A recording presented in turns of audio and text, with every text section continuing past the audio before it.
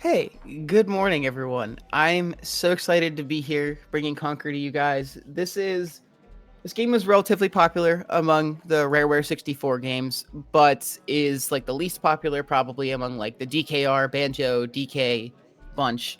And I just want to say that I have a lot of love for this game in its community, and I'm here joined by two of my really good friends, Arbliterator and Holodarkness, who are the goats of this game, and I'm so excited that we're all going to be here bringing it today. Arb, you want to introduce yourself?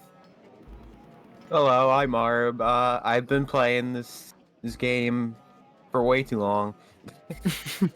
What, like 8 years now? Um, 10. 10. Yeah. That's that's a long time for this squirrel. Yeah, oh yeah, definitely. Arb's been around since N64 was the meta. Now we're playing on Xbox. You can blame me for that. Yes, Hello, and that's a great segue into our good friend Hollow Yeah. here. Hollow, you want to introduce yourself? Hey, I'm Holodarkness. I'm second place. I did a lot of work on this game as well. And yeah, we could just go if we wanted to. Sounds good. All right, I'll count us down to start. So, we're going to begin here on a selection of our first chapter, and then I'll explain what chapters even means. But here we go. Let's start in 3, 2, 1, gamer time. Let's go. 26-second cutscene. Let's go. It doesn't count. Yeah. So, a couple things. You may be wondering why this run is called chapters and not like story mode or any percent or anything like that. That's because this game has this unique feature of having a chapters menu wherein you can select different areas of the game along with sub-chapters based on different like story events in those areas. So actually it's quite granular. Like you can get down to just about every individual story event parsed out into a chapter. So we run that menu because you can skip every cutscene in the game immediately except for a few like that beginning there, some door opening cutscenes and stuff. But generally you're able to skip every cutscene in the game without trouble. So that's why we all play on chapters. If you were to start this game from like a normal file, like a story mode file, the route would be exactly the same as chapters, except you have to watch all the cutscenes. And that's literally it. Oh, and your first death will result in a 3-minute cutscene where Conker meets the Grim Reaper for the first time. Which is always a fun thing to include in your video game, is a 3-minute punishment for death. Yeah, and there's like only one trick that's not in the run. It's just run to a button, press B, wait for a cutscene to play, and then the boss will play. But that's the one time we're gonna quit out and go to the chapters submenu to skip something, because that cutscene is otherwise unskippable. All right, so here's a cool little trick. So what I just did there, that may not look like anything, but I jumped. There's a little trigger that causes Conker to think I need to learn how to hover my tail. But what happens is I jump into that trigger, jump out of it, all in one swift movement, and then run around it and hover, and suddenly he's able to hover. So we skip, it's like a 1-second skip. But it's really cool. This first area is very, like, getting you used to the mechanics of the game. And has an extremely punishing death, it's not a death, but an extremely punishing fall, if you were to fall here. And speaking of punishing, you guys want to explain how this key works? you could take it. Yeah, so, you want to face the camera a certain way, or face Conker a certain way, so, you have the key on camera, or else there will be invincibility frames, and you'll have to wait, like, a whole frying pan animation before you can actually hit the key. That key is really finicky because you have to lead it to the door and turn around at just the right time that it's behind Conker when he thinks I need to use my frying pan. In that way, you can cause the key to burn its iframes. Oh my god. Please you gotta stop. careful. Some slopes in this game are steep enough that if you try moving on them, Conker will immediately slide down them. So you gotta be careful. Alright, enjoy this song because we'll barely hear it for the rest of the run. This is like the main theme of the game. You want to talk about movement? Yeah, so your fastest form of movement is generally going to be running everywhere.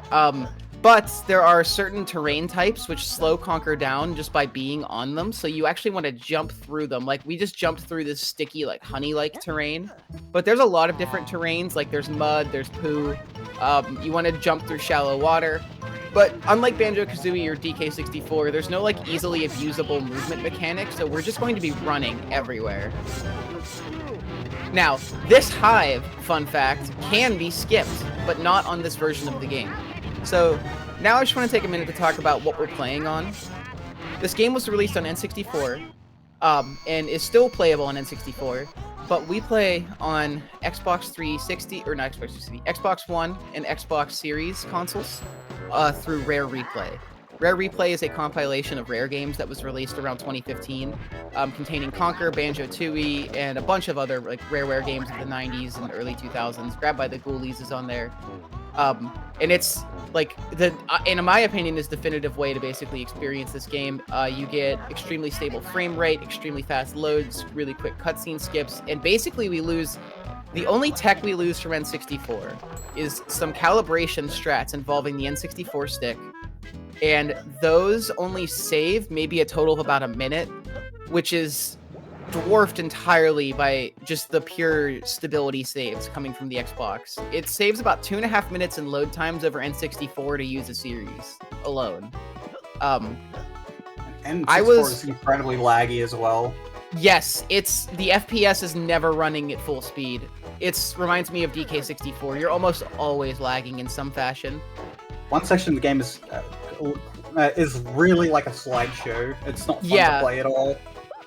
And another thing about N64, like I said, is the calibration strats. So basically, the N64 stick, if you were to hold an N64 controller and hold LR start, and you hold a direction or hold no direction, you have recalibrated the control stick. And whatever the current neutral oh, he's gonna burp on me. Oh, no. Oh, no. Well, this is a funny animation that could happen. Imagine losing time because your character had to puke. That's what we do in Conker. Yeah, sometimes if you start this section, like go straight to the mouse, in the cutscene you can get burped on, and you can do nothing about it. You can get trapped there for like a triple puke cycle if you happen to be super unlucky. Like maybe he burps before the cutscene starts, and right after the cutscene he burps, and Conker's stuck for like a 3 animation puking cycle. And randomly, there's a clip of Darkness getting trapped in a puke cycle that never ended once. It wasn't even near the sky. He was in front of the barn, but Conker just started puking, and he wouldn't stop, and the game soft locked. I can't imagine a more Conker's Bad Fur Day-esque thing than a 3 animation puke cycle. Yup. Arb has some really funky clips too. Like, even more wild than that. Arb has maybe some of the funniest crashes I've ever seen. In general, some of the funniest deaths. Arb being around for a long time will do that for you. So one that I remember fondly of in story mode is that we on January 1st of every year we try to race story mode in the community because it's a fun thing to do. Otherwise we wouldn't really play story mode a lot because, as I mentioned, it's the same run but basically just with cutscenes. So I was doing just fine, and then Conker hovered into a ledge and started the death cutscene, something I had never seen before and have never seen since. But it was the way I got my first death in like the most cheap way possible, and that cost me 3 minutes. All right, so if you didn't like enough RNG from the cheese section, don't worry, there's more RNG here. We have to get these hay bales. We have to manipulate Frankie into hitting all these hay bales. Frankie's the name of the pitchfork. His sight is not very good, so if he loses Conker, it can be really hard to get him to notice you again. And getting him to strike some of these thinner hay bales can be a challenge sometimes because, okay, there we go. They move very quickly. 1, 2. Here's a fun little thing. So, when you jump on the lever and the cutscene activates, after that cutscene's finished, you'll teleport straight back to the lever and pull it. Yeah, it's a minor time save, but it's a really cool one. And there's another little trick right there. But when I entered that cutscene, I was on a slope so that Conker was starting to run on the slope. And then when the cutscene ended and it came back, Conker had stored momentum from being on the slope, so I started running immediately. Yeah, that that's saves the only like place you can do it too. It's such a funny little momentum. Yeah, this game has a ton of like one place only tricks. Because each Speaking of one area is place. like uniquely different. All right, go on. All right, left side for life is all I'm gonna say. Wow. That's why, because the left side is. Oh wait, gotta hop down. All right, well that was we just skipped a whole first phase of this boss, and now we're in the second phase. So I'll just say that this game doesn't have a lot of skips. I've mentioned that previously, I think. This game is rather well programmed. So the fact that we can skip this boss is incredible. There's just a massive loading zone under the floor there. But you have to get Frankie to come down before you can go into the loading zone, else you just fall instantly to your death. And it's very funny, because you can't pause at all when it's in the death loop. Alright, let's see if we Yay, get the good one. triggers. Okay, didn't get the good one. Let me go to my my backup spot. So this boss is all movement manipulation. What we're trying to do is we're trying to get him to aggro as soon as he fires his missiles. And by doing that, and also you'll see for the first hit and the third hit, we get him to fire one missile before we approach him, so that he puts away the second missile and starts chasing us as the first missile ends up where it's supposed to be. Alright, third hit's really quick, gotta be careful. Okay, yeah, I'm not gonna make that, I was a little too slow. That's okay, that's what we have backups for. And you wouldn't even know that I messed up, because it happened so quick. Alright, we're gonna do something called stomp strats here. Get him to approach Conker. By being close to him. He has no arms left, so he'll try to just stomp you when he wants to attack. By being close enough to the water, edge of the water, he will stomp into Conker at the edge of the water. Save a little bit of time. Alright, well, that guy's been defeated, but now this room is filling up with water, and there may or may not be, but definitely are some OSHA-violating wires. So we're gonna need to clean these up. Again, I don't think this is the OSHA-recommended way to clean up wires, but, you know, you do what you can. So the aiming in this game is incredibly hard. Even though you're playing on Xbox, it's still N64 controls. So it's very slow. It's hard super to aim. clunky, too. It feels like the game overcorrects your position more than it helps. Yeah. And the funny thing is, it's not the reticle is not even in the middle. It's up a little bit and like tiny bit to the left. It's really weird. Is it really a speedrun if we don't violate OSHA rules at some point? Yeah, I mean, you gotta. I mean, you don't gotta. That's why they're there. But, you know, it happens. This one in particular is rough. It's probably the hardest one to aim at. Yeah, that should be good. They have surprisingly large hitboxes, but it's still easy to miss occasionally. Alright, now that that's done, we just gotta let the room fill up with water, but we can let hype build, because the next upcoming section is probably one of the hardest movement sections in the game. And it's one of the most famous sections of the game. There's a certain sunflower we're gonna be saying hi to that everybody's familiar with, I'm sure. I played this game as a teenager once. Yep. This guy, sunflowers. I don't like it being put like that. Anyway, so fun little trick here. Normally when you're over a large height and you start falling, eventually Conker goes into a helpless animation and splats on the ground and dies. However, one really interesting thing is that when you're over water, this animation will never trigger, so we can use this to our advantage to jump down from really high heights with no damage. Which is useful because anybody who's played this game can tell you that the fall damage is one of the most brutal aspects of it. The way fall damage works in this game is that you either fall from a high enough height to lose 1 health, or a high enough height to lose all your health, and there is no in between. There's no scaling based on how high the height is, it's either 1 or all. Now we got some really tricky jumps here, I gotta be careful. Alright, that should be good. So now you're gonna see, pretty rough. fastest way to go up a ladder is to neutral stick jump and then hold forward into the ladder as Conker is like facing behind. It's like facing parallel. On N64, however, if you recalibrate the control stick such that you hold up during the recalibration, and then you hold up normally on the control stick after recalibrating, what happens is the up that you held during recalibration becomes your new neutral position, and then you hold up and you go super up, which causes Conker to fly up ladders. There's a tank later on. It causes the hang on 1 second. Tricky jump. Oh! Oh, I didn't even try to jump. He just ran off the ledge. That's okay. That can happen. All right, yeah. So we don't need to climb the ladder again. We just need to go grab a few of the bees. Luckily, it's not a big loss here. That can happen. That jump is really tricky, and the game just ate my input off the ledge. One thing about this game that makes it really hard is that dying in the middle of a lot of sections puts you back at the beginning of either a previous section or like it's like every section is like a long sequence of things to do, and you get stuck back at the beginning of the sequence of things. Yeah, that's probably like one of the worst deaths that can happen in the game as well. Yeah, it's okay though, because like I said, we're not climbing up the big ladder now. We're just gonna go grab this bee and then try again. Yeah, I'm doing this to set it up like it normally is, because I'm just used to this jump angle. So you want to hover? There we go. That should Got it.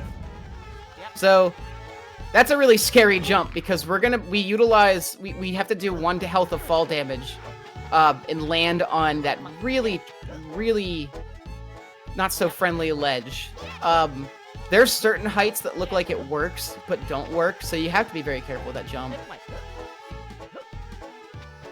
Alright, but luckily, okay, gonna avoid the camera turn here. One thing about this game's camera is that it's awful. There's a lot of angles where they tried to do like a cinematic view, which only makes it much harder to like move.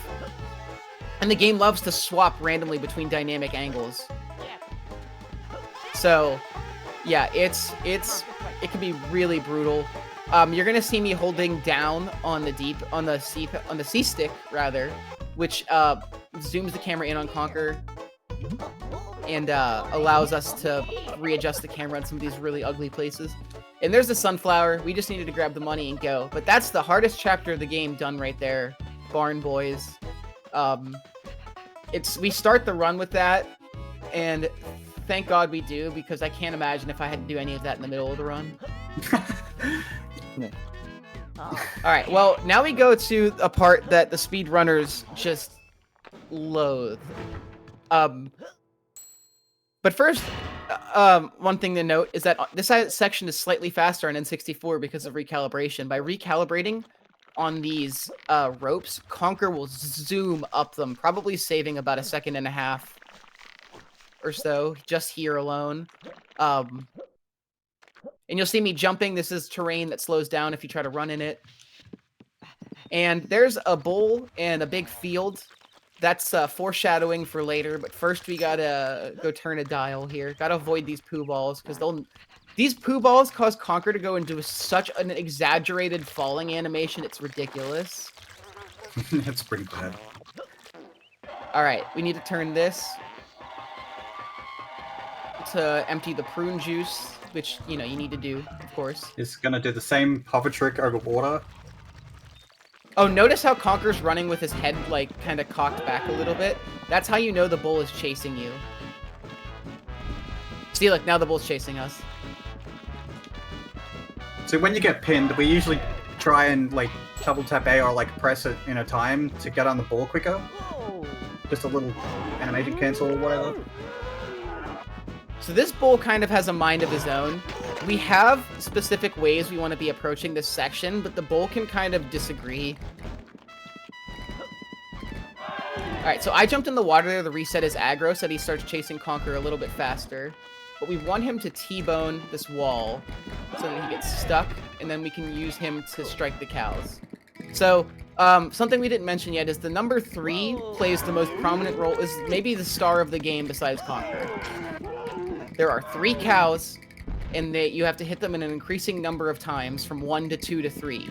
And this is not the only time in the game where we will need to do 3 of a thing, or do 3 of an increasing thing from 1 to 2 to 3.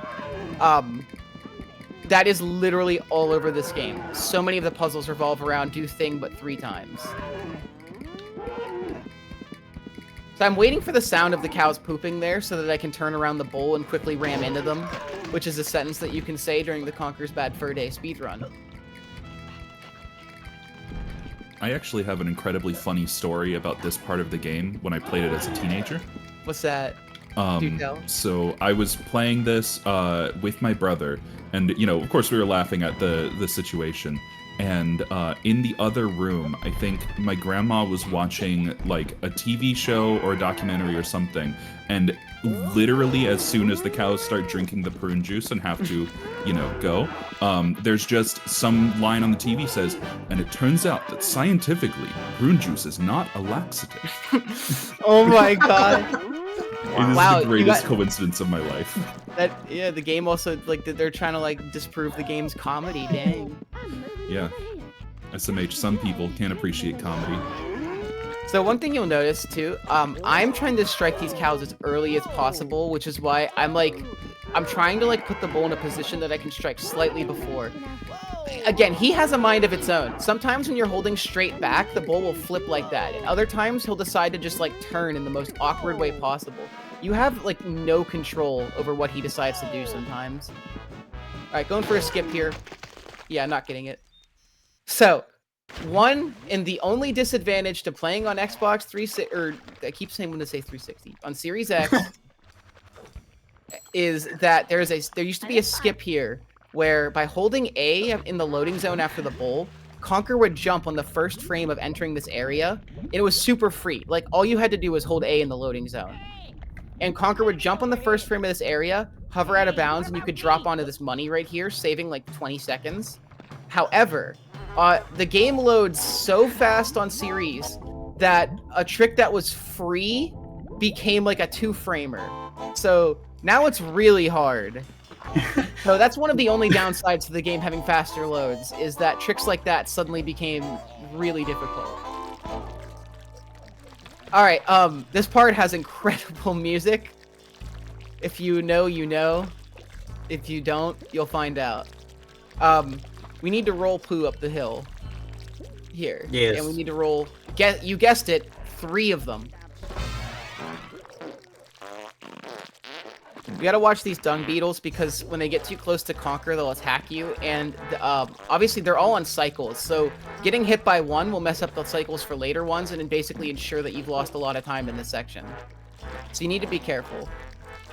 And we're gonna be rolling this ball in 3 different places on the mountain. This first place is so that we can get rid of this giant beetle who's sleeping.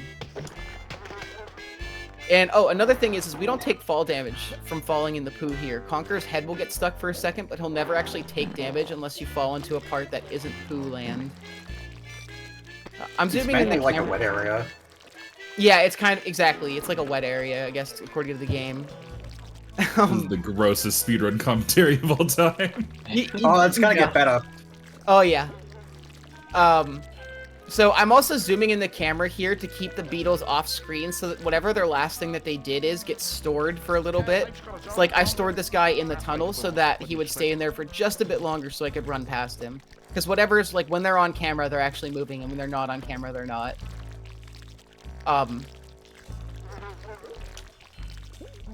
Bro almost knocked the poo ball off the mountain, but he didn't, thank God. Alright, waiting, there's one more guy. Okay, I'm gonna hold the camera in here. Cool. Alright, we push this into the mountain. That's a surprise tool that'll help us later. But first, we need to go roll one more poo ball. And we need to jump off the mountain for it. Okay, so yeah, that's the perfect jump right there. You want to jump so that Conker hits the slope, slides off while he's in his, like, stuck in the ground animation, and then he'll land on the ground and immediately unpop from the ground. This game has a lot of really minor tech like that all over the place, where it's like we're trying to prevent minor animations from Conker from playing, because this game is just full of them. I would actually say a similar game that this reminds me of, and this might be a weird reference, is Luigi's Mansion on Luigi's Mansion 2, which is a game that has tons of random animations for Luigi everywhere.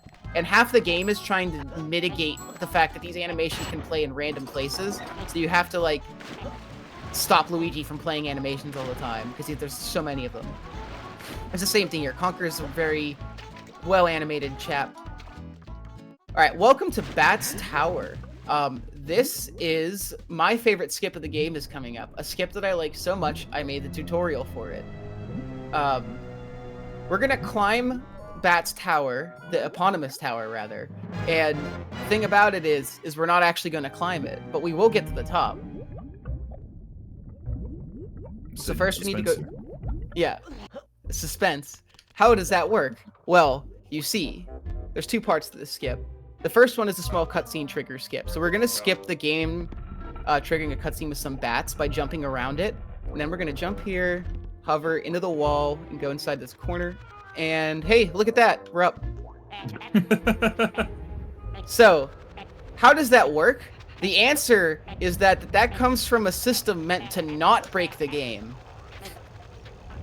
But whenever you're out of bounds and there are platforms above you, the game puts you on the platform because it thinks that you needed to be there. And it just so happens that we can get out of bounds right there, and there's a platform right above us, so we skip climbing the entire tower. Just completely. And we make it straight to the top without even having to do a single thing. That's a really, really cool skip. Alright, so now we have to get these cogs, and they're all on specific movement cycles, but if you mess up like I just did, you have to be careful because then it gets like a little more dicey. Luckily, this is the easiest one because this room is so small.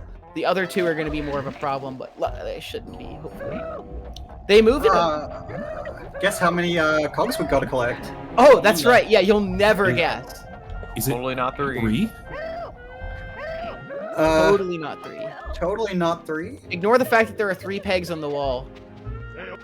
It's totally Well, not there's 3. 4 because there's one in the center of the big one. Ah, yes, of course. Oh, dodged. Excellent. Also, these spiky guys in the water, I think they're supposed to be obstacles, but I don't know. In 3 years of playing this game, I've never run into them, even by accident, so... I mean, they always, when you go into the water, it's always like a set thing, so you could just swim in the middle of the room and just pass them. They won't even hurt you. Okay, right side, or left side coming back in. That's where the green one will be.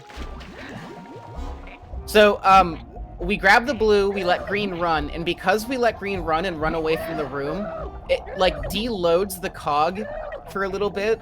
So when we come back to the room, it'll continue running in the animation that it was running in when we left. So we know exactly where to expect the cog now, coming back in, so hopefully we'll be able to grab it quickly. Also, the jump into the water right there, probably doesn't mean anything to a lot of people watching, but that is the ugliest camera flip in the world. It is a literal 180-degree camera flip once you get past a certain threshold there. Yeah, it's rough. It's probably my least favorite camera angle in the game. And that's saying something. This game has a lot of unfavorable camera angles. While we are swimming back with that cog, do we have time for a quick donation? Absolutely. Yeah, go for it. We have $5 from MiniMini352, who says, surely we can reach 2,000 by the end of this run, which is great to bring up, because would you guys like to know how much money we need to get to $2,000 by the end of this run? Is the most Conker's Bad Fur Day number, other than 3, that there ever could be. Is it 69? Oh, It is exactly $69. Oh my god. yes, Please, let's donate go. $69. You could be the hero. Nice. You could be the one who donates the nice amount. Alright, so that whole sequence was based around, there's this giant bulldog fish called the bullfish. Whoops, turned the wrong way. And we needed to, like, shorten his leash so that some literal catfish could get to their vault of money. Sometimes I don't know if it's worth it explaining the context, because it's not like it makes any more sense when you watch the cutscenes anyway. Oh, and you'll see, Conker gets this little, like, stressed out face whenever he needs to breathe, which is probably very anxiety-inducing for people that aren't familiar with the game. But basically, until his face is blue and his eyes are closed, we don't really need to worry. He's not gonna die. Alright, here's a really difficult section. Not a fan of this. Try doing this without a crosshair. It's not fun.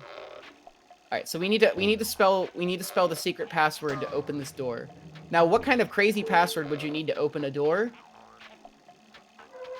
What? Excuse me? That didn't work? hitboxes.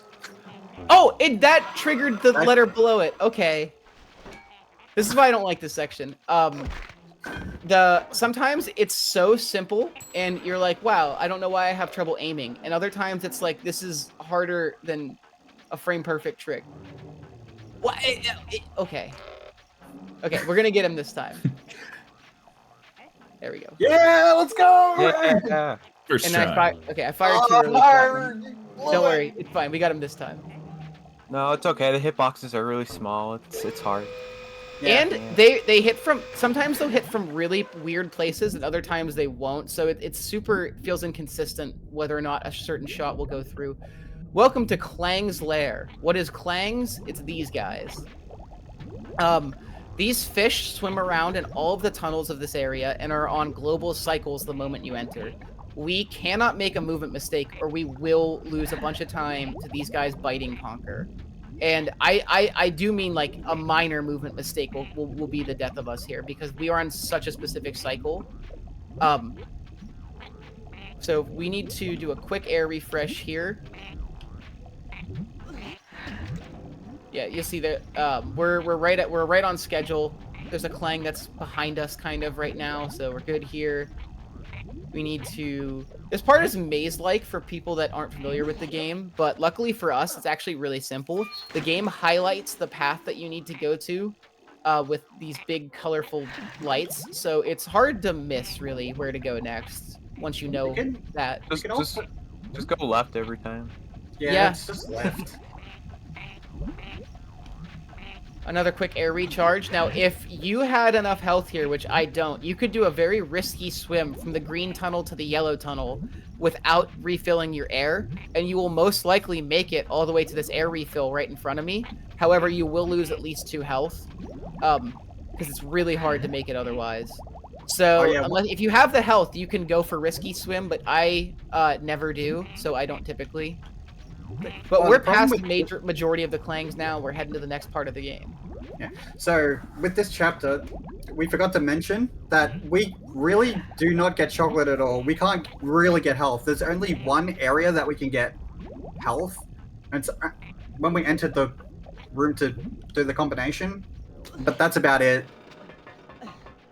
All right. Well, I know it's like 11 a.m. on a Saturday, but it is 5 o'clock somewhere. All right, While we're getting crunk, do we have time for a very quick donation? Absolutely, because look what's about to happen. Yeah, we have $69 from Don't Thank Me Please, who just says, nice. Nice. Oh, they said not to thank them, but I don't know. I don't know how I can not thank them for that. This seems like the appropriate time to read that donation. This looks incredibly simple. It is not. It's really hard to aim piss or whatever. Sorry. So, you know, it's just your life after a few drinks. So the big batch boiler can turn 3 different ways, and he turned away this time. Bad I RNG. almost triggered him early there, but I didn't. So another thing you'll notice, I didn't do this fast enough, so we had to watch the animation of him getting poo on his face. But you'll see here, I'll do this fast enough here. If you do everything fast enough, you'll overlap the cutscene of Conker on the chain with the cutscene of the guy getting poo on his face, and you can start running at him immediately. You can't tell, but he's behind us right now, and we're overlapping the cutscene. Another thing you're going to notice is that when we strike him, we're striking him in such a way that he turns towards the next area that we want to be. So we're essentially making a big circle in this room to attack him. Guess how many hits we gotta do? The answer will surprise you. Oh, is Answer, it 4? not 3. It's Yes. 4! Actually, not 3. Wow. Wow. That was a joke. This part's pretty balls.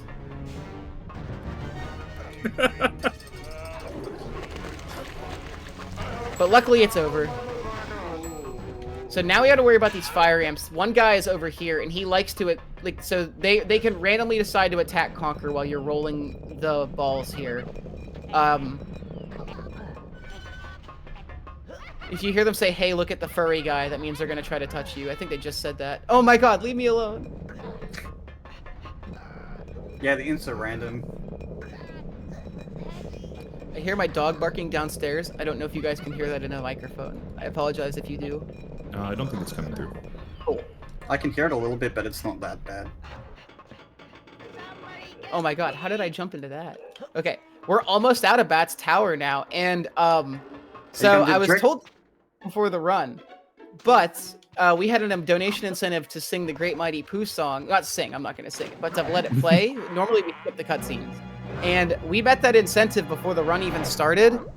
So, yeah, we're going up to the Great Mighty Pooh soon, for those who know what I'm talking about. So, get excited. If you don't know, get even more excited. Your life is about to change. So this bullfish here, really simple sequence. Recently, a skip was found where if you dive under the water in a specific way right before he approaches the first catfish, he will only chase Conker and not approach any of the catfish, saving about 4 seconds from those cutscenes where he's, like, mauling them. It's a really, really small skip, and I think it's the newest skip this game has, and it was discovered in, like, 2022, maybe? 2021? 2022? Yeah, I was last year. So yeah, this game doesn't get a lot of skips because it's not very broken, and I think most of the major skips have probably been found, but it's cool to still get anything new in the year of our Lord 2022. Even 2 seconds. Yeah, everything helps. This game is a nightmare of RNG and difficult execution. Alright. So that's not the Great Mighty Pooh cutscene yet, so we don't have to watch it yet, but we are inside the Pooh Mountain here. And we need... You'll never guess how many rounds of sweet corn we need to throw into our sacrifice. Is it 4 again? No, it's 3. Oh and my it's God. an increasing order, so it goes 1 sweet corn, 2 sweet corn, 3 sweet corn. That's 6. Well, Yeah, it's like Mark. 3 rounds, and it goes from 1 to 2 to 3. So this game, it's still It's the a hallmark. synchronicity. Now this Pooh hand here can decide to hurt you or help you, and he never does 3 attacks in the second hole, but by God, he just decided to do it for today. Yeah, 3 thank slaps and he'll go down. And if he hits the sweet corn, he'll also go down. So he can actually help you sometimes, and other times he cannot. Shout out to RNG. And sweet corn's RNG as well.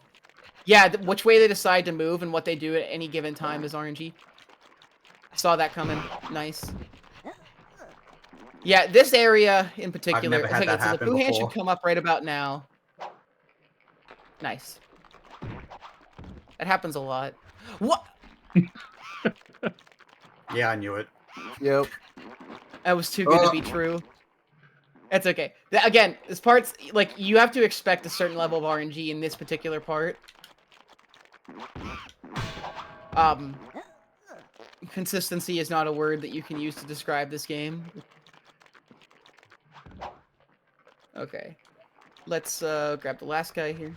Also, notice that ugly, ugly camera turn as I soar around the center. That's typically why you don't want to be doing that, but I'm used to it, so alright. I can. Okay, I Let's can't skip go. it. No skip. No skip. No skip. skipping. Aisle. I'll be doing my best to not sing along.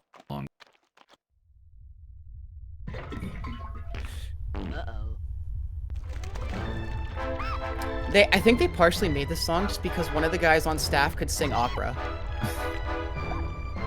I'm gonna get a Mexi Puff so this plays. I'll be right back. This has to be a trip for anybody that's never played this game. Yeah.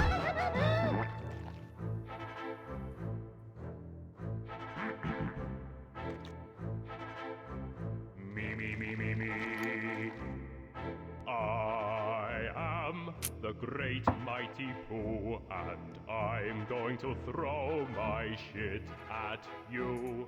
A huge supply of tish comes from my chocolate starfish. How about some scat, you little twat? One thing to note, some of those words are censored in the Live and Reloaded version of the song. People use that as fodder to say that Live and Reloaded is a bad game. But all 3 of us are here today to say that Conker Live and Reloaded is good, actually, and people have judged it very unfairly based on very, very minor criticisms. This is true. I'm back All again. of This us is true. will talk about Live and Reloaded being good till the day we die. I have a big history with this boss. Oh, yes. So let's talk about what happened when this game moved to Xbox Oh, you Series. skipped it. Oh, no, I did! No.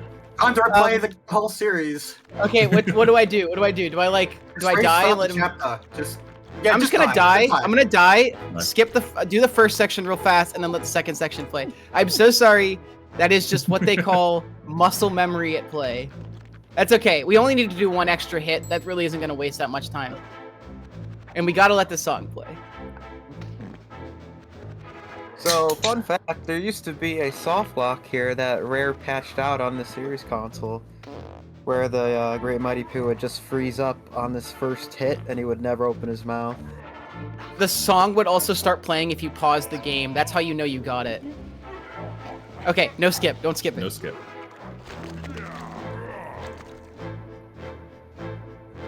Do you really think you'll survive in here?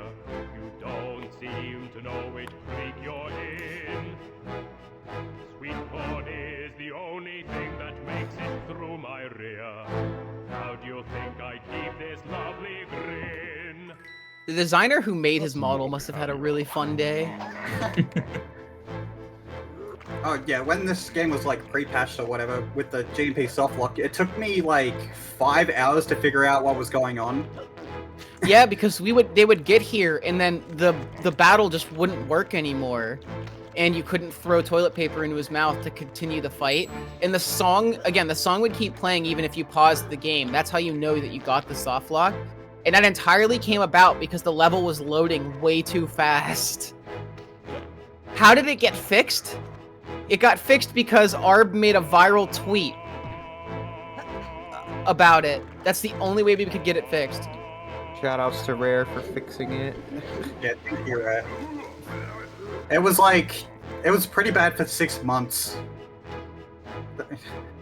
Yeah, Like, and it sucks because Series was like the definitive fastest way to play even as soon as it came out. So it was like Arb and Darkness were playing on Series as soon as they could, and then immediately get confronted with the game not working. And it's like such unfortunate because it was like a 50% chance that you would softlock this fight.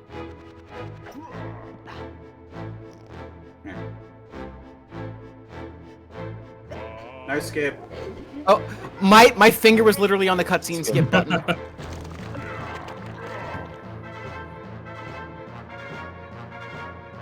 I think this is my favorite verse. I'm really getting rather mad. You're like a niggly, tickly, shitty little tag nut. When I've knocked you out with all my bab, I'm going to take your head and ram it up my butt. Your butt. My butt. Your butt. That's right, my butt. Ugh. My butt. My butt. Did you describe how the fight works? Oh, no, we didn't. So, the way this fight works is that he will throw 6 poo balls before opening his mouth for attack. Another thing is that he has several positions that he potentially might move between during this time. So right here, he could either move left or right, but he's not going to. Between every 2 poo balls, he might change position. So this is a bad position for him to be in, because he's either going to be in front of me or behind me, and you just have to make a guess. So also in phase 1 and 2, when he throws the 6 poo balls, he won't move. On the third section, or like the third part, it's either a 50-50 where he will go. So we try and preemptively aim to get him in the right spot. Okay, this is actually a good spot for him to be in on a hit here, because he can either go into the middle spot or the spot to the left of it, and you can put both of those on camera at once. So it's hard to miss here.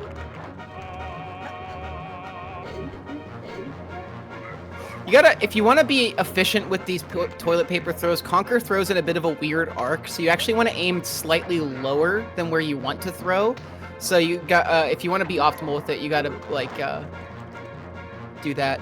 So this spot's a little bit worse, but we can still, he's either gonna be in the middle spot or behind us when it's time to attack. Or better yet, he'll dive and now he'll be in the good spot. This is, like, him being behind you is the best possible scenario in round 3, just because it's so easy to camp these 2 spots. Remember, don't skip. Don't skip, yep. Even though there's no lyrics in this part. Do I let the cutscene play when we flush him too? Is that part of the song? I say yeah. You might as well. You just might as well.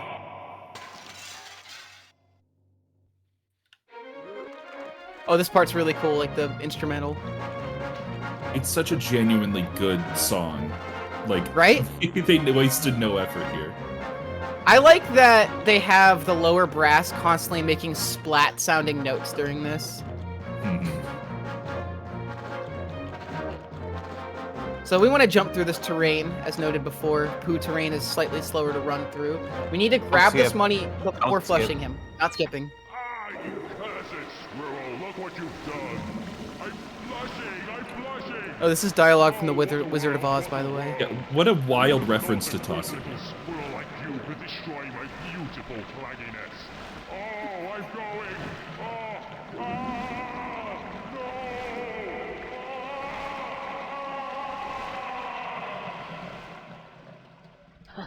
Now that's what I call a bowel movement. Incredible. All right. Fun for the whole family. Fun for the whole family. This game worth noting. Several reasons why this game was not successful in its day was, one, it was rated M, so Nintendo didn't really want to promote it. Two, it came out at the end of the console's lifespan. And three, Rare was bought by Microsoft very shortly after this game. So it was like a perfect storm of things keeping this game down. All right, this part is really hard for a section where there's only 3 things to do. We gotta swim through these saw blades. And yeah, they don't look friendly, and that's because they aren't. This is like Clanker's Cavern if it was for adults. Yeah, if you touch any of the blades, you'll instantly just get cut. Even if it's like in the middle of it. If you touch it from the front, Conker gets sliced in half, despite the fact that it didn't slice you. Okay, we made it through, but we're not done yet. There's still some blades spinning around here, and we could easily mess up. So I mentioned earlier that I once, in a story mode run, died by hovering through a ledge. It was right here. I hovered off this ladder early and into the ledge right in front of me, and Conker fell to his death, triggering the 3-minute death cutscene. It was Also, the... I was just Go gonna ahead. say that bridge isn't solid either. Yeah, Darkness has fallen through that bridge at least twice. I've done it on World Oracle pace as well. Oh! So I never thought I done could jump well. around him. Well, Alright, now we just gotta wait for Conker to die for a second. Why Those is that not dinosaurs... why is that not an instant death? I don't know why. Right? Because you fall Yeah. from a really high height, but I think the fire animation cancels out the death animation from a high height, so you just get the fire animation. Anyway, these dinosaurs are completely random. I thought I could jump around one, but I don't know how he swiped that far. Ow. That was rude. That's okay. While we are being bitten by dinosaurs, do we have time for a donation? Yes, Go ahead. please. Excellent. We have $100 by Heidi PhD, who says, "Good morning, everyone. Had to do it because I'm just so excited to start the day with my favorite game developers, Rareware. Brings me back to some great memories with my fabulous kiddos. If you know, you know. Need to go above and beyond for the goal for a great cause." Thank you so much. thank you, thank you. I always love meeting Rareware fans. Even among Rareware fans, I feel like this game is like the lesser known one of the bunch, so that's why I love to share it around for people. It's such a unique experience. There is nothing like this game. That I have to $100 say. donation also has let us meet the Twilight Princess Broken Midna's Desperate Hour incentive. Oh, let's so we go. can look forward to that. Hey, did you guys like RNG? Oh, I love it. Well, what if I told you that there's a lot right now? Because these my. rock guys can decide to approach you, or they can decide to ignore you.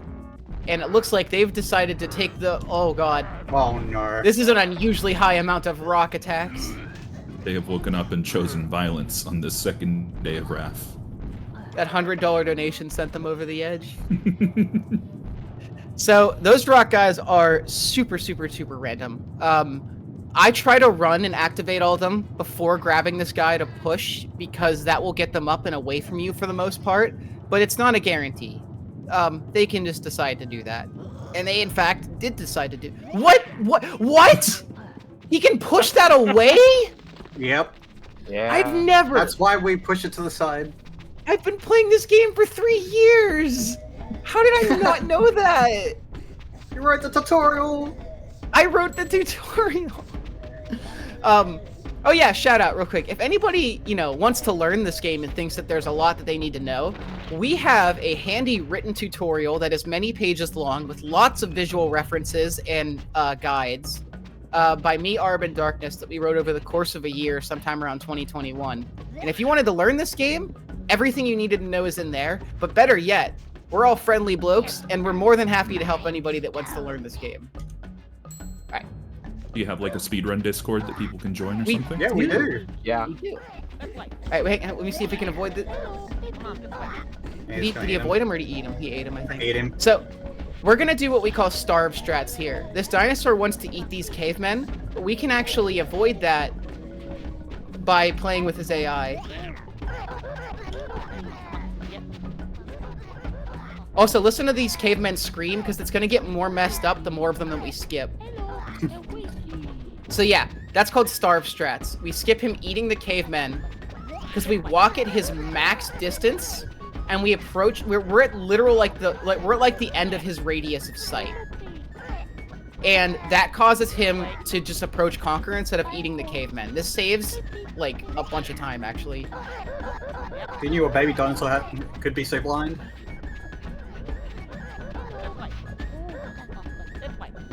That's the best possible scenario right there, is when he doesn't slow down at all. This dinosaur is a menace.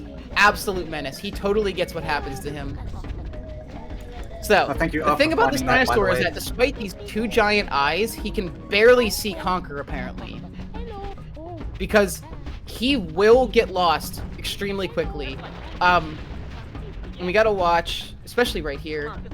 Okay, so we're good. Keep following me, please. His name is, we call him Loopy. He doesn't have an official name, but he says like Loopy a lot, so we call him Loopy. All right. One of my favorite parts is coming up.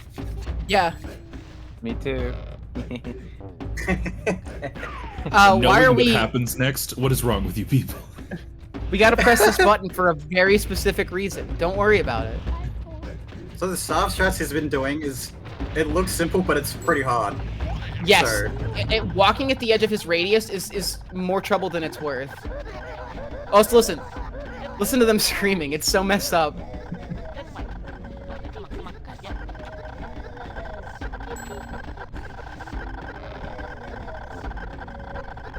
That's how a scream sounds, right? Anyway, don't worry about it. What could have just Okay. happened right there? I don't know. You Just got want teleported to the notifications. Bahamas. Yeah, he actually just won a free trip to Disney World. I think the thing that confuses me the most is that Conker is surprised by what happens there. Yeah, it's like you pressed the button that had a big splat on it and put him on the slab. Speaking of slabs, that's worth mentioning. There's this little mechanic of like lizards holding a tablet, and you have to jump on their tablet to get flipped up to higher places. It's not used very often in the run, but it's often enough that we could chat it out. Oh, and here's a cool thing. This is a frying pan cancel, but while you're moving down certain slopes, if you mash the frying pan, you can gain control of Conker off the slope, which Also helps. there, we jumped off the edge to die to get down to the bottom quicker, because that's where we entered.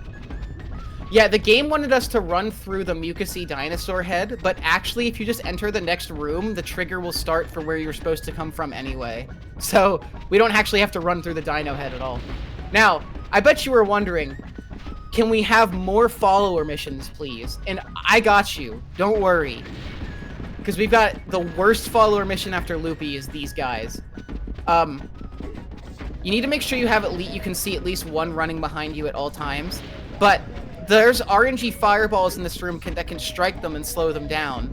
And sometimes you'll lose one of them for reasons that you will never be able to understand. It's brutal. These guys are the worst. And we're not even to the worst part of this yet.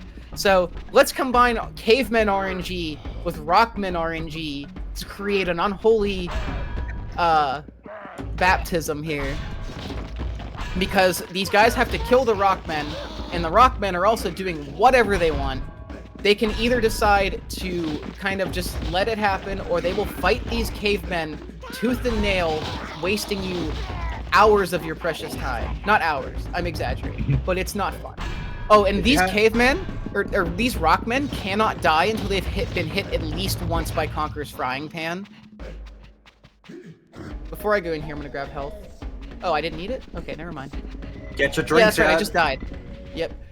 Alright. Get your drinks out. Get your drinks out, get your favorite dance emote ready. We're gonna party. Party Gonna like get it's caught. 1999. Oh yeah. Even though this game was made in 2001. Welcome to Rock Solid. This is a club, as you can tell. This section is brutal. Just unbelievably brutal. This whole chapter, the Cavemen chapters, is probably the most difficult chapter in the game to survive, besides the War chapter. There's just so much that can go wrong here. I mean, RNG escort quests, you add in an auto-scroller, and this is the perfect speedrun segment that everybody loves. I mean, RNG. Great Mighty Pooh's RNG. An auto-scroller with RNG elements in it. You can count that. Okay, so here's the thing. When you're drunk, much like in real life, the only thing that will let you be less drunk is time. And therefore, anytime Conker is drunk, we are on a cycle for him to not be drunk after a certain point, at which point he'll become hungover, and then we need to go heal him at a medical station. Luckily, we just got that rock in the whole first try, so that's good. We're gonna need to do that to 3 rocks in this area. That was the first one. So the thing is that we can't do anything else until Conker's sober again, so we just need to wait until the drunk cycle passes. So we're just gonna stand here, you know, have fun for a second. Just ignore it. Don't worry. This is the healing station right here. I would also like to point out that the game does not tell you that you can press Z to extend your stream.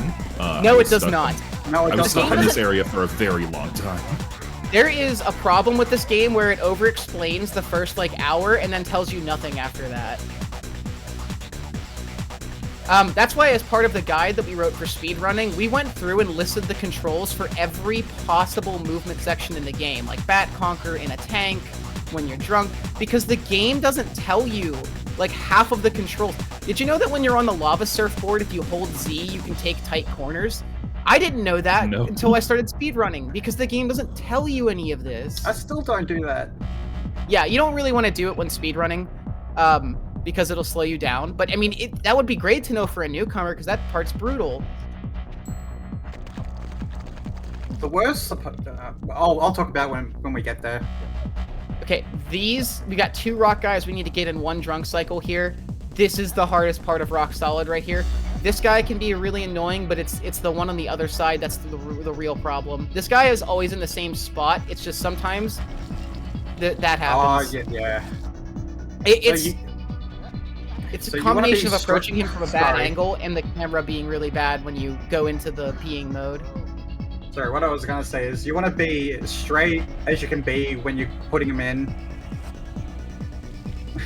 Yeah, slight movements of the stream will get picked up by the rock. Oh no, stop! I keep pressing B. Okay, this guy's in a good spot. Don't move, don't move, don't move, don't move. Please don't move. So Conker can RNG stumble while he's drunk. It's just awesome. I think this can work.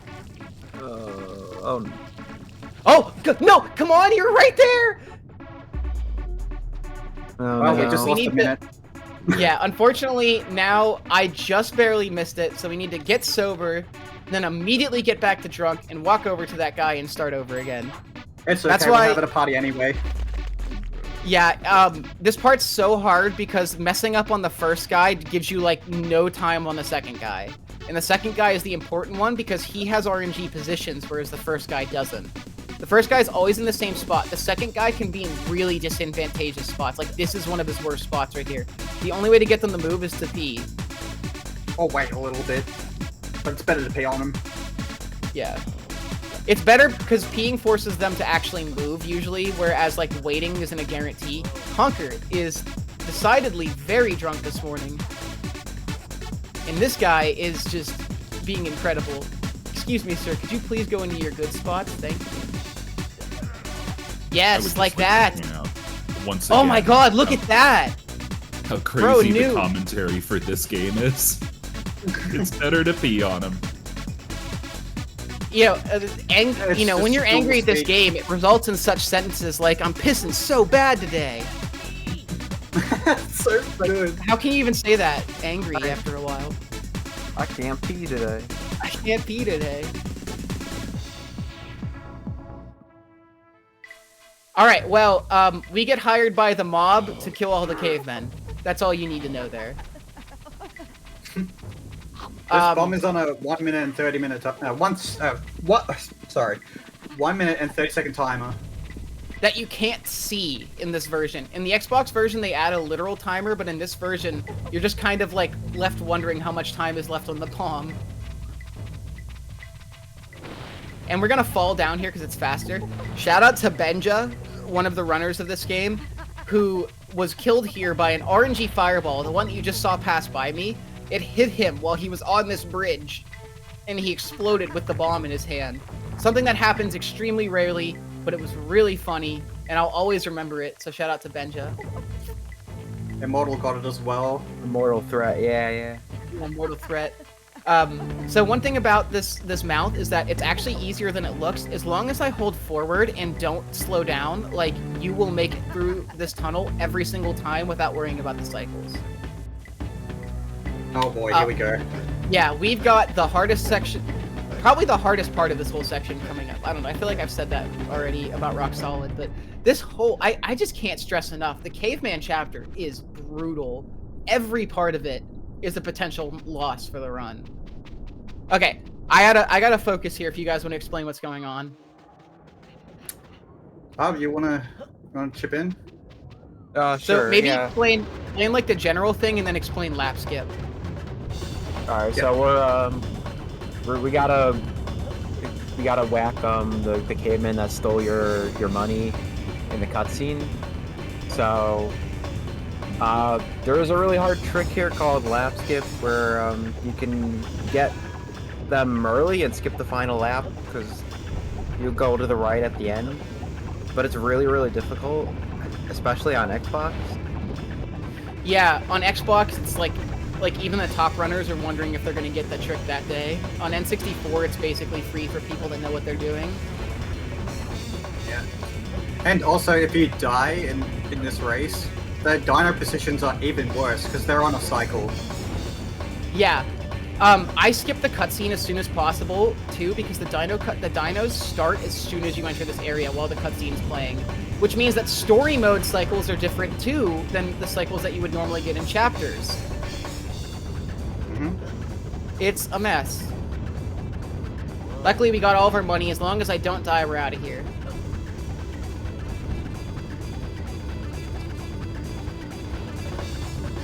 Good work. Yep, we're out of here. Alright, now on to a section full of RNG and difficulty.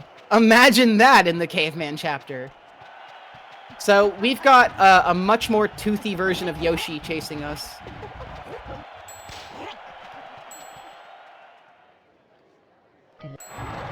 We jump to skip him roaring there. So we need to kill cavemen by either knocking them into the lava or eating them outright. We need to eat at least one because it'll trigger a cutscene that we need to see. The rest we need to hit in.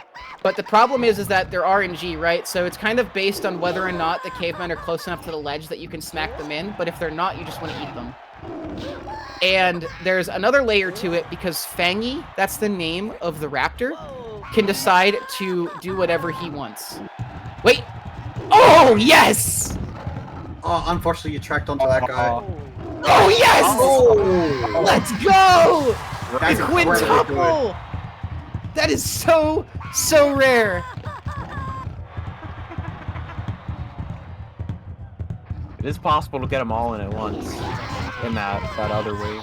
But you usually, if you Oh, get that was a many, double! you just get 5. Another double! Oh my god, hitting multiple is such a nice thing to happen.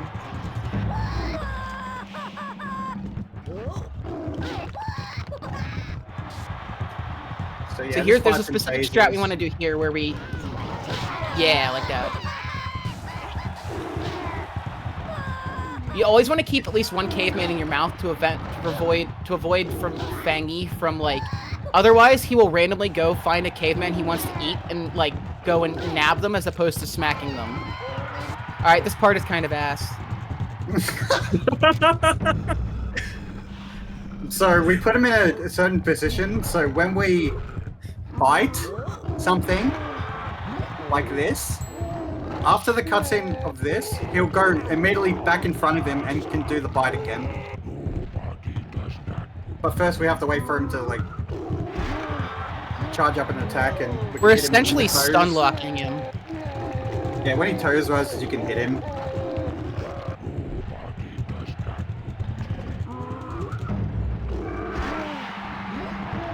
Alright, cool. Guess what? 3 bites. Oh. Oh no. Also worth noting, there's some pixelation on that cutscene, which isn't there if you play on emulator. So. On a certain type of emulator.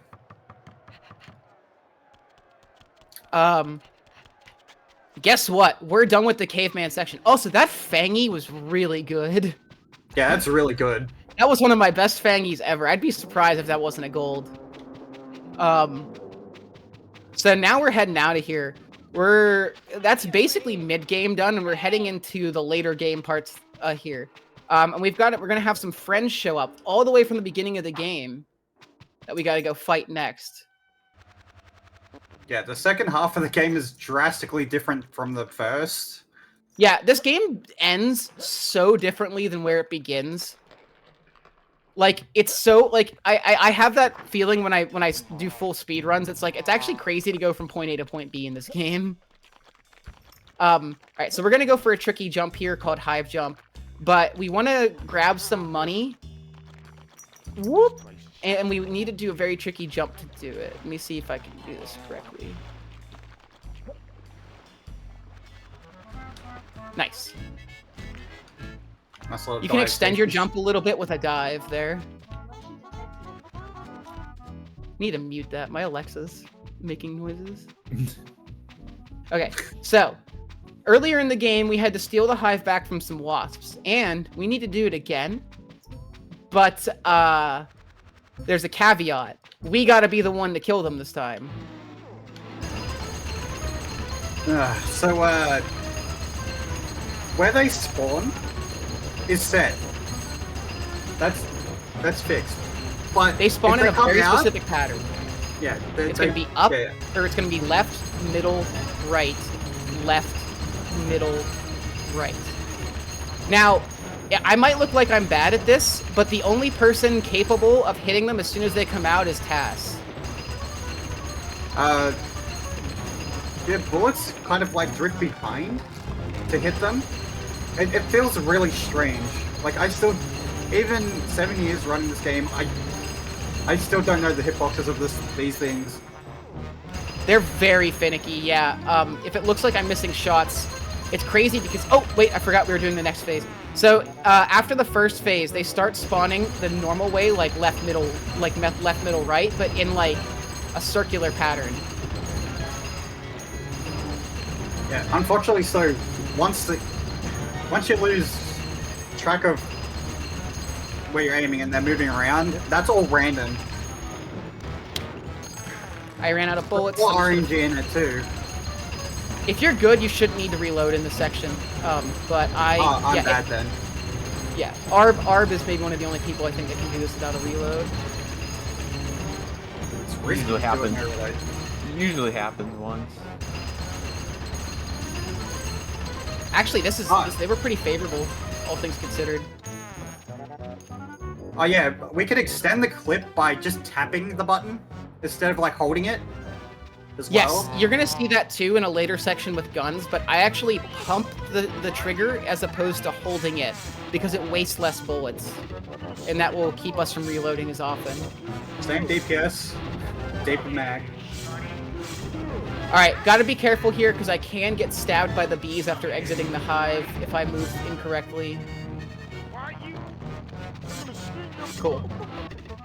Alright, now we just gotta do this. Go ahead. No, go ahead. was Okay, gonna say- so once in a blue moon, they can just get you. Can't do anything about it, that'll just get you. And you'll drop the hive. What's that? And you have to RNG go and collect this. Conker's bad fur day? Surely no. not. Alright, let me see if I can skip this fast enough. Okay, if you skip that cutscene fast enough, I didn't do it, but the B music will still be playing over top of the regular music. Okay, wait, gotta avoid these worms. This is so much harder than it looks. These worms have Marth grab range. That's not an exaggeration either. They are ridiculous. You have to jump. Basically, the reason we're able to get past them is that we're jumping around them right before their hitbox is active. I'm just a casual barrel. We're heading into my favorite chapter in the game, and I think the favorite also chapter. my favorite chapter. I think it's both your favorite chapters. Is that correct? Yep. Yep. This is a really cool chapter. It's short, but it's very technical. It has just the right amount of movement to make it a spectacle. So here's something that became harder on Xbox. Jumping up here. So we skip a bunch of movement by hovering up here. Oh, nice. Yeah, the jump's easy. What are you talking about? That jump is like ridiculously hard on Xbox because N64, this area lags a little bit, and the lag actually boosts your jump height slightly. So without lag, you are left for yourself. Let's see if I can get full hop. Oh, yeah! Hey. Gamer moment. There's our buddy Greg. We never met him, but he's our buddy. Alright, so now the game turns into something completely different. Because zombies pop up, zombies. We gotta kill them. How do we do it? By shooting them in the head, of course. Alright, with no crosshair. 1, 2, 3, 4. Alright, we need to kill 12 total to get out of here. And the spawns are RNG as well. Also, when he's shooting the shotgun, he will double tap Z in a certain rhythm, so he doesn't have to like do the animation of him kicking back, and you can fire a lot faster too. Oh, okay. I was gonna say I might just leave this guy, but he decided to move to a better position, so now I can kill him. It takes a while before you can sit there and headshot without thinking about it, and you have to headshot. If you shoot them in the chest, they lose their legs, but they're still alive. Mm-hmm. So I think I killed 6 there, so that's 7. Count with Elmo. So if you shoot far enough, 9, they'll kick back. Pardon, what was that? 10, 11, 12, 13. Okay. So now we've killed 12, so now we just need to wait for Greg the Grim Reaper to appear here.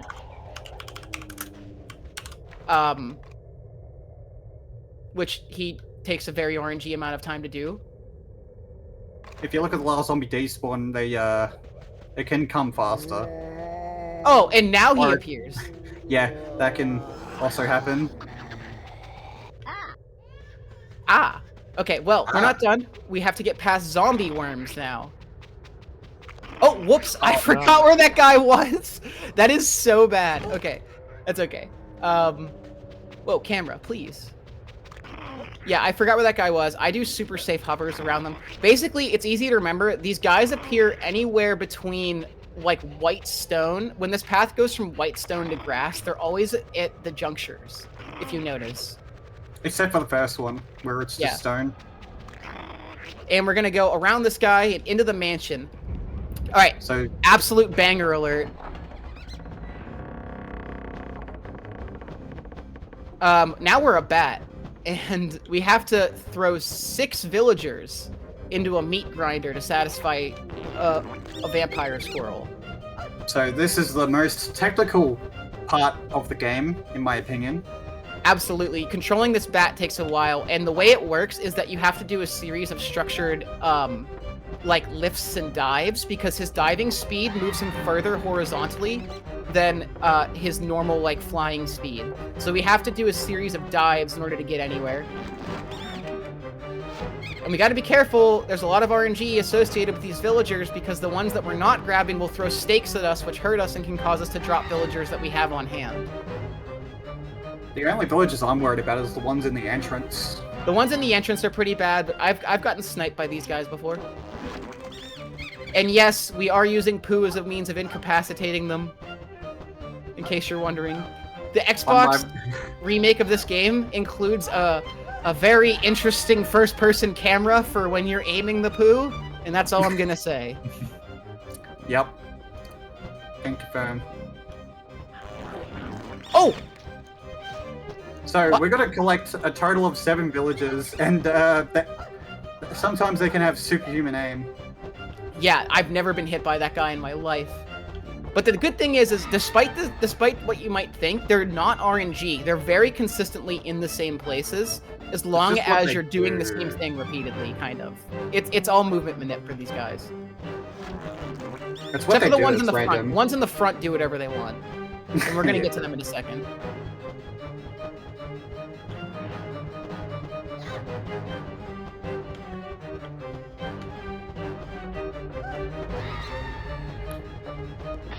You probably can read off donations if you have any. Absolutely. I mean, for the moment, we'd like to thank you all for tuning into Rejects and Friends Sub-Zero 2023, benefiting the Planned Parenthood Foundation of America. We're also proud to be out here supporting such a great cause. Planned Parenthood states that your health is our highest priority and your body is your own.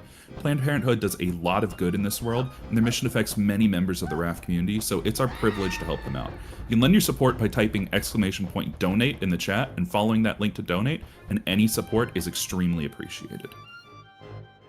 Yes, please donate. It's a great cause. And Is this the last one? last guy, and then we Yep. get to show you the coolest thing in the game, which is the biggest skip. Also the oldest, believe it or not. Yeah, the game's biggest skip also happens to be one of the oldest. Okay, so we're gonna drop our last villager here, and it begins. So, in order to leave the mansion, we need to get 3 keys. But what if I told you you only needed 1 key? So, we're just gonna do a little, you know, into this corner, and that puts us at this out-of-bounds ledge at the top of the mansion.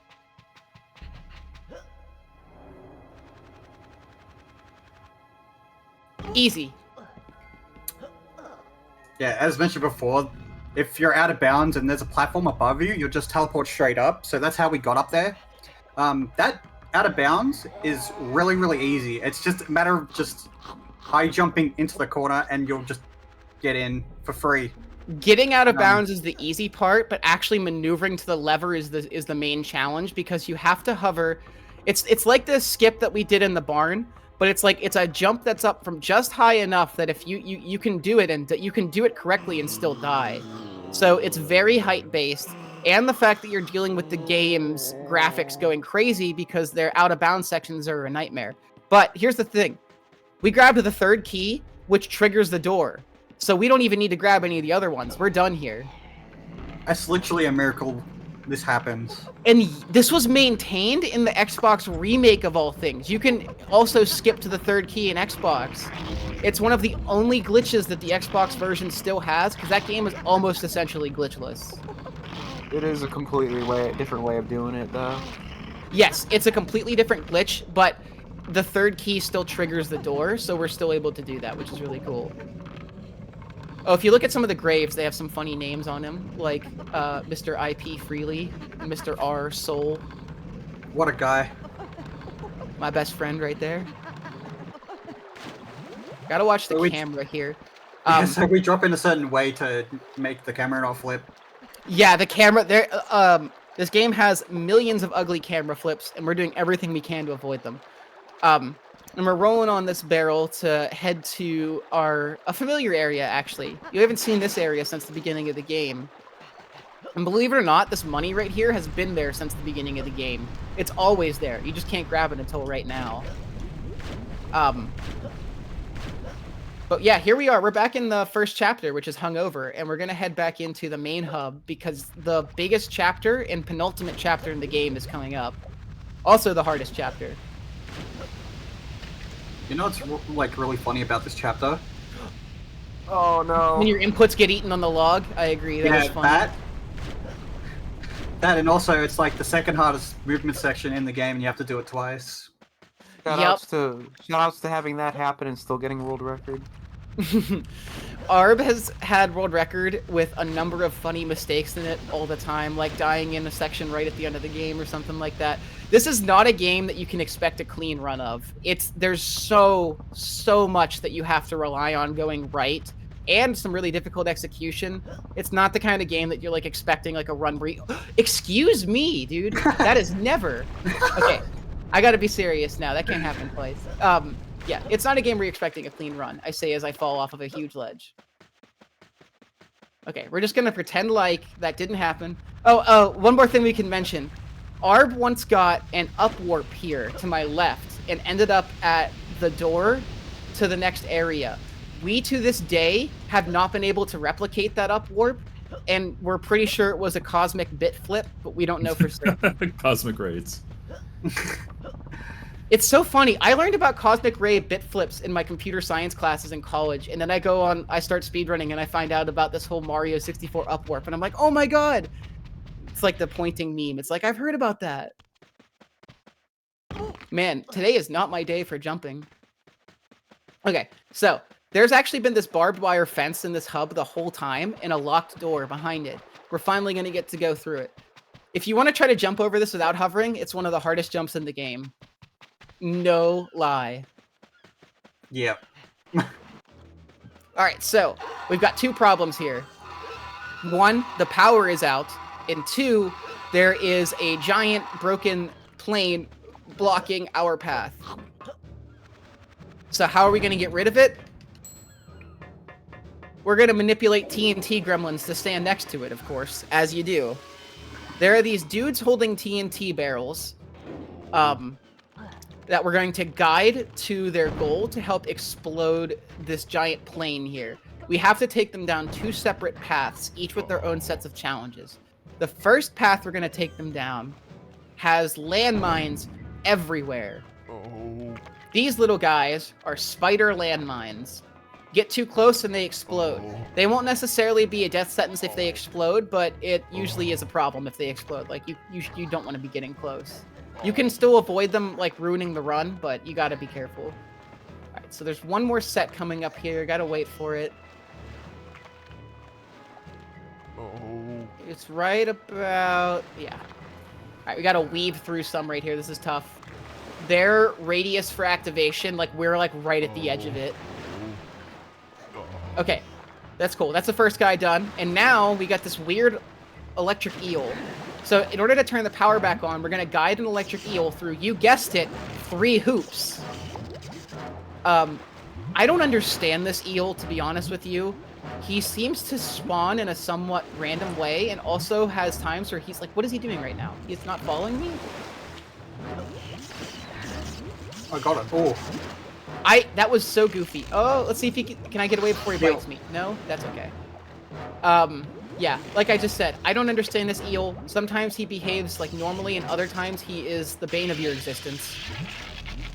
The important thing is the power is back on now. And our old friend... Oh, go ahead, sorry. What we do when the power comes on? Oh, we gotta do this. You guessed it. We're playing with a slingshot with a little bit of fire. You can imagine what it does. Yeah, so that we just blew up the guy that we put there, and now we need to go get a second guy to put next to the other side of the plane. On N64, on that little dock I was just at, there is an extremely bad camera flip. Like, one of the worst. It's gone in this version, thankfully. Okay, so this side is much easier because it's just a bunch of cycles that you got to worry about. I find the landmines a much bigger challenge because even though you know where they are, they can still kind of surprise you and you can still mess up sometimes. These guys, if you mess up, it's definitely your fault. And so we got to wait. Okay, yeah, that just dropped. Now we're going to walk under it as fast as we can before it drops again.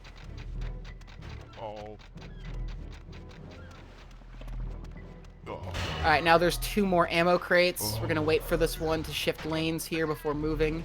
Oh, and another thing is you'll see, like, if I want to stand still for a second with this guy, I'm actually, like, running into a wall.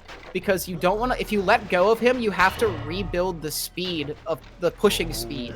So we want to keep that pushing speed by walking into a corner to maintain it whenever we need to stand still for a second. Okay, he's placed. Let's get out of here. I think most people who've played this game have probably... The next section after this is probably the part where they've died 60 billion times, roughly. Because this upcoming section is so brutal. But not for us. We know how to cheese it. Don't kill a teddy in the hallway, just run. Yeah, I know. I'm just risking it. Okay, so normally you have to deal with a lot of sniper fire here. But what if I told you you didn't? So we're gonna get shot once, and then we're gonna go on. Gonna go under this, and now we don't have to worry about any sniper fire at all. We will never get hit. Remember that. Remember going under the fence. We'll come back later. All right. Here's where the game turns into a first-person shooter. Third. Yeah, third. Well, Love third with Wolfenstein. elements of... Ah! I just hit my headphones. Alright, this hallway is rough. There's a lot that can kill us. Those red lights, touching them, does 2 health damage of an explosion and also incapacitates Conker for a short period of time. Also, these guys can randomly have the best aim ever or the worst aim. There's really no telling what they're going to do. I jump over this box to only let one of them follow me, and we only need to kill the last one in the hallway to trigger the hallway ending. So that the game could crash here. I'm just going to warn you all. There's a potential for crash here. And if you're wondering why is that, just watch how we approach this section. Keep in mind, this ran on an N64. Yes. So, I mean, like, look at the fire effects, look at the amount of enemies chasing us. Alright, so the crash is coming up potentially around the next corner. Let's see what happens. Crash hype. No crash, we did it! No, hang on. Crash. No, see, we did it. Yay! Oh, now you're good. So, if you don't do a certain movement in that hallway, the game could crash, like a 20% chance of it crashing. What we found out is if we kill one of them, you have a significantly less chance of crashing. It's really weird. But killing one of them's kind of slow, so we don't always do it. It's not a guarantee because there's times where we've done crash prevention and still crashed. Yeah. Okay, so we actually, you saw, when we entered this room, we killed a few guys and moved here because there's this big dude that spawns right here, and so we can start hitting him immediately. Alright, so we need to free this squirrel from this chair. Let's make sure we don't hit the wrong switch. Alright, first try, we got the right switch. No matter what you do, he'll just get electrified. Alright, so now for some reason they have a turret indoors here. As you do. And this guy is maybe the worst aim ever. Until he doesn't, at least.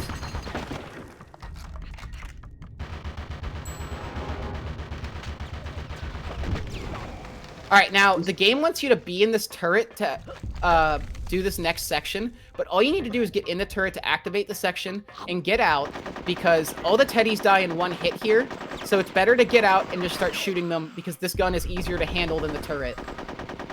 And also a quicker reload. It'll take like 5 seconds or 4 seconds to reload, and this one's pretty much like a second. And you just reload on downtime, so you're not losing time at all. So the way the pattern works is 8 from the front, 8 from the left, 4 from the front, 4 from the left. Then they do simultaneous waves, and then you have to kill 4, and then it ends. And they love to hide. There's a guy stuck behind there.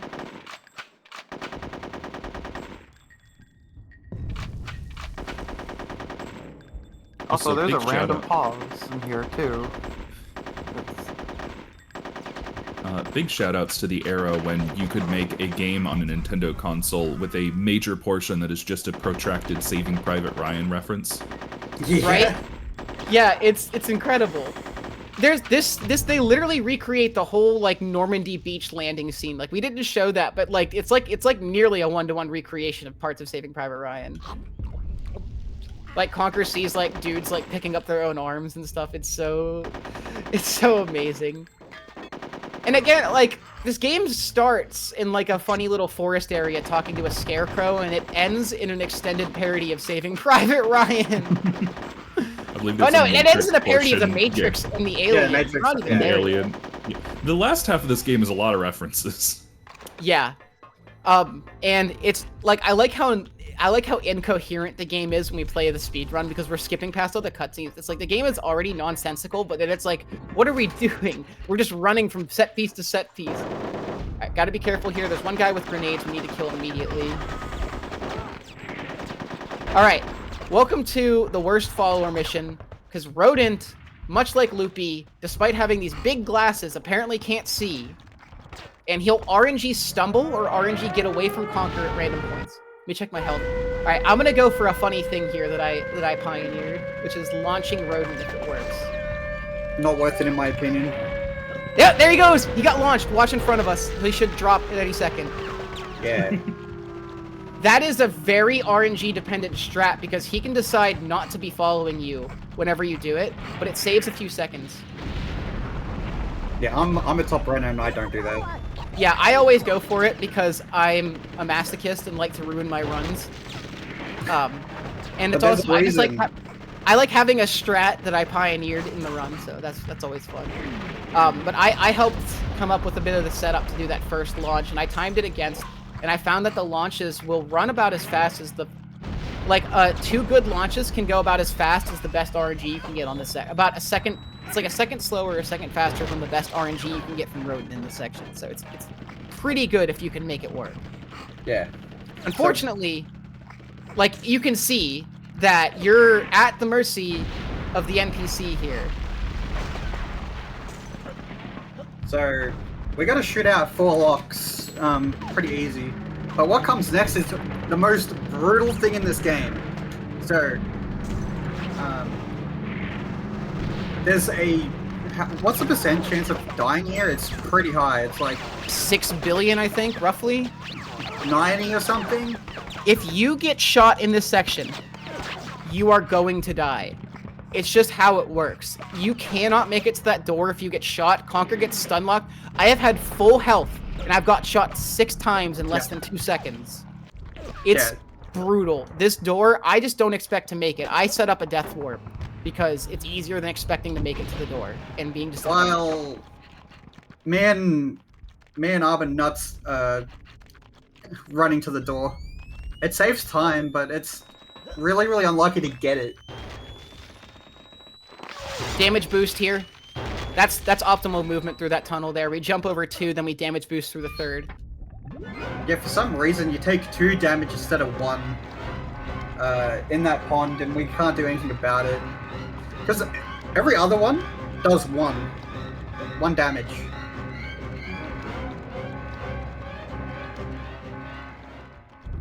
So all right, now, we're on a cycle here. So here's a big change from N64 to Xbox. On N64, you can recalibrate the control stick so that this tank moves so fast that you can jump the gap right in front of me, and a second gap later on. On Xbox, we can't do that because we can't recalibrate the control stick. So that is one lost strat that is definitely faster. Oops! That's never okay. seen that happen before. I have got... Yeah, that hasn't happened before. It's okay. That barely lost time, because we're just going to need to lower the bridge again. We need to be careful here. We're on a very specific cycle because we're running against that tower. As soon as it sees Conker, it's going to start shooting. At least it has the worst aim in the world. Okay, so now what we're going to do is there's a really cool strat that we're doing to cheese this. So normally you have to make a full rotation around the tower to destroy all 4 legs. But instead, we let ourselves drift up. Wait, I know that was about to happen. We let ourselves drift on this corner, and so that we can hit the first and last leg immediately, and then we can go hit the next 2 and end this fast. I got stuck on the ledge a little bit there, and I was trying to be safe to avoid the teddy. Need to be careful because the teddies, that's what these guys are called, will throw. Oh! Get in the tank! Alright, we need to wait till this passes by. I was a little slow there. Gonna wait until it's turned just a little bit more. Okay. It has a surprisingly wide sight radius. Like, it can see you from, like, nearly the full left of its vision. Yeah, if you do it right, you don't have to worry about it at all.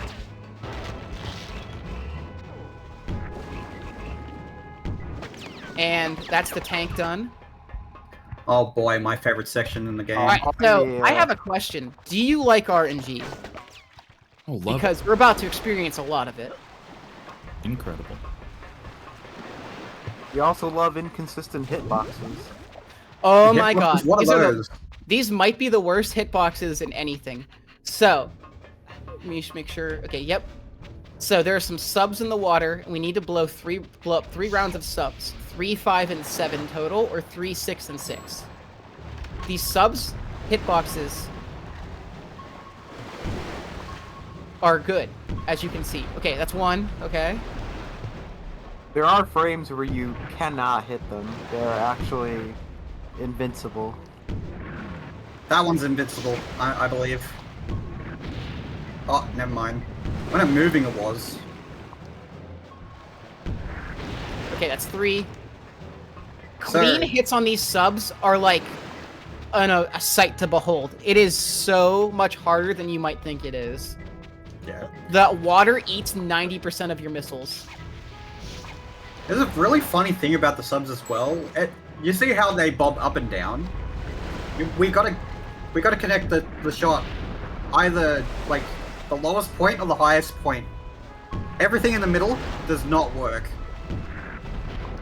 It is really strange, and we still don't know how this works. Just how it goes. Okay, cool. That's 6, so we only need to get 6 in the next area. Okay, this has been going way better than we described it, but we still have one more section of really rude ones left, so let's see how that goes. And sometimes they'll just missile spam you if you're slow. Yeah. And sometimes you can't really do anything about What's it that? at all. RNG in this game? The hell you say? Oh, and if you shoot a missile, you are locked from shooting another missile for like a full second until you can shoot the next one. So you can't spam missile shots, and that's what makes it when they fire missiles at you that much more difficult. Because yeah, like right now they're spamming missiles. Like I'm in a really bad spot here. It's a little bit hard to get out of. I'm gonna let them fire. Yeah, I just kind of let them reset for a second. Oh my god! But why? Oh my god, they are ruthless right now.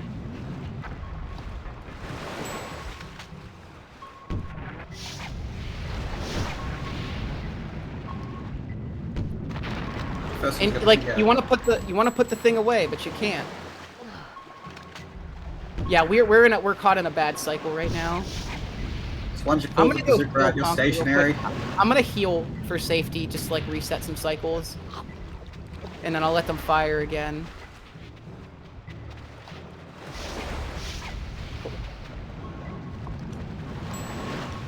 Yeah, this part can either go really well or like this.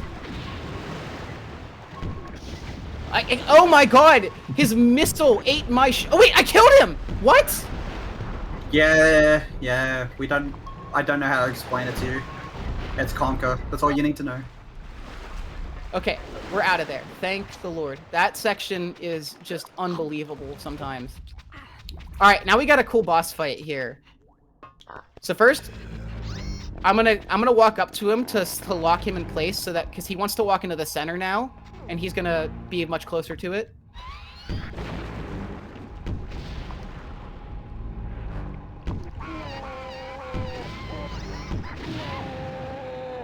So this bear has a huge hitbox on his back, so we can actually hit him before a cutscene plays of like the little girl puppet being angry.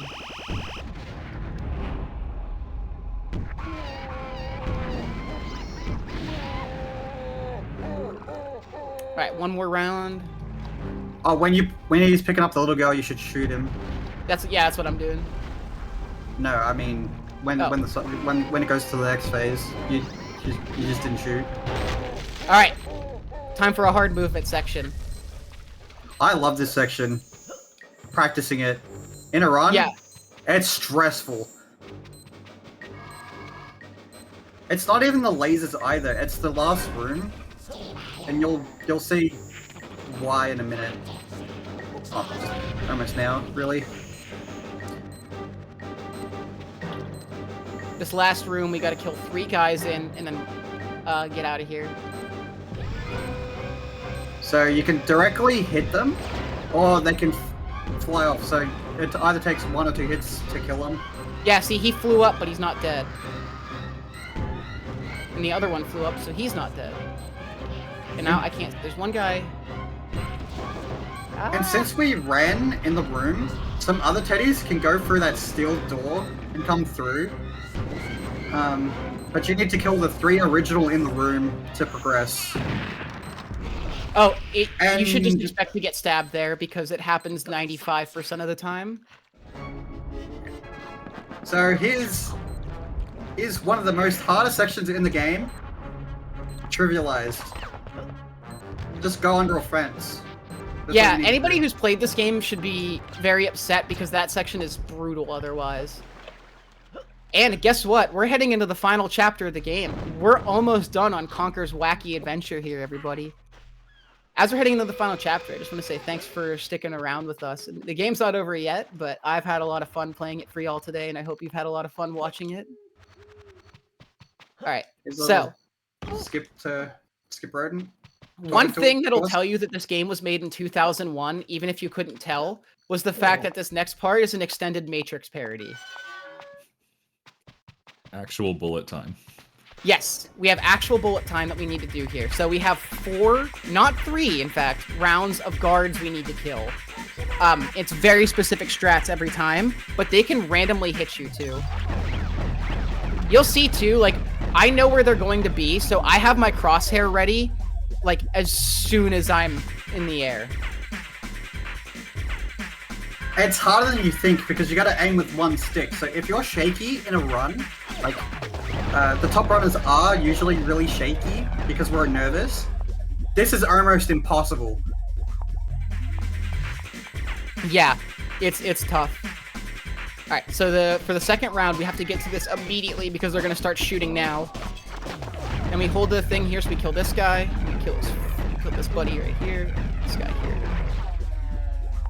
And now, we want to go move back to the right side before the next guys get in. Wait for them to get here.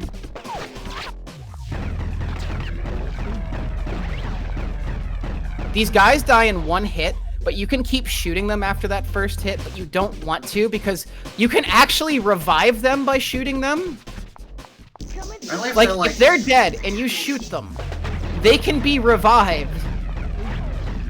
It only happens if they're stuck in a rolling death animation. I've had that happen in a run. And yeah. I didn't know at the time that you could do that. Alright, I had an extra shot there by accident because I missed 1 guy, but that's okay. We're waiting for them to get in. These guys can randomly decide to hit you sometimes too, like even when you're doing everything correct, so gotta be careful. Okay, this last round, we need to shoot 1 guy to prevent him from getting into his normal position. Him. So if you don't shoot that guy, he can have God aim and just instantly kill you. There's an insta-death thing here, if you're unlucky. But if you shoot that guy, you don't really have to worry about it. The next guys are going to spawn as soon as this man starts fading. Mm-hmm. So we need to be ready.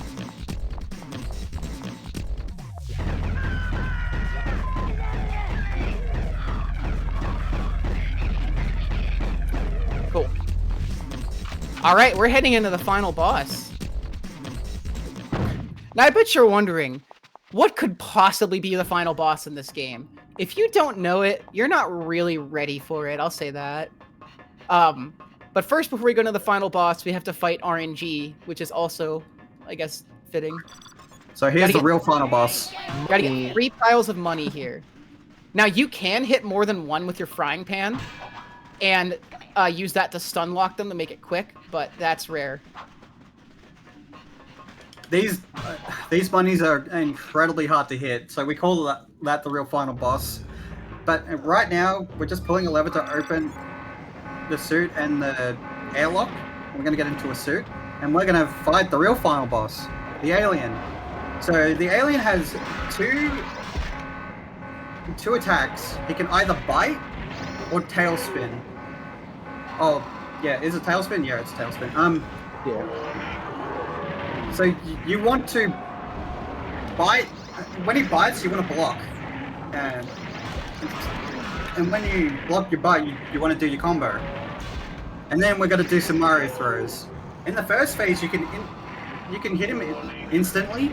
On the second and third phase, Time is you coming have up to on the block. third throw. Alright, get ready. Yeah, time is going to come up as soon as the cutscene is triggered after this throw. All right, so get ready to say goodbye to Conker, everybody. Time. GG's. GG. GG's. Slightly overestimate, but that can happen with this game sometimes. Had some mistakes, but happy You to did? show it off. There was some crazy RNG. There was. It's I believe a 143.32. Yeah, not bad. If you take out the 26 seconds for the intro cutscene, then it's like a 143.10 something. But yeah, so I've been running this game for 3 years, since about late 2020. I've got to know Arbliterator very well through it, and I've just had an absolute blast. I love this game and the community. It's a smaller community, but we're all still there. We all still love the game. I'm always happy to see new people running it. And you know, if you saw this game today and thought it looked kind of fun, first I might have to ask what's wrong with you. But second, I'm gonna say you should come to our speedrun Discord and join the fun, because we actually do love this game. Like, we complain about it, but we love it. And yeah, Arben Darkness, I don't know if you got anything you guys want to say. Help me out with Yeah, if you want to run this game and you want help, everyone in the community, no matter how small we are, we're here to help each other and everything. And yeah, this was pretty fun to show it off. Weapons, maybe? Oh, Yeah, I'm really happy we got to show this off today. This isn't a game that a lot of people get to see. no. Even among Rareware fans, like Big Banjo-Kazooie and DK fans, a lot of them have never seen this game as a speedrun in any capacity. So it's always nice to get to show this to people. It's not the first speedrun most people think of when they think of Rareware games. Yeah, if you like RNG and crazy antics, this is the game to do it. Yeah, absolutely. So I guess, yeah, Arb, you have anything you want to say? Okay. Take me back No, to, just thank you for say, having the us phone and letting us show off the game. Yeah, it's been a great time. This has been a ton of fun. So while we're preparing for the next run here, Brandino, where can they find you? Yeah, I am on twitch.tv/brandino59. I not only run this game, but I run many games. And I think I'm most known for running games on the handheld consoles at this point. But this was, and I just want to go on record saying this was the first speed game I ever got good at or felt that I had something for. So I will always love this game and continue to play it. Yeah, thank you so much for having us, and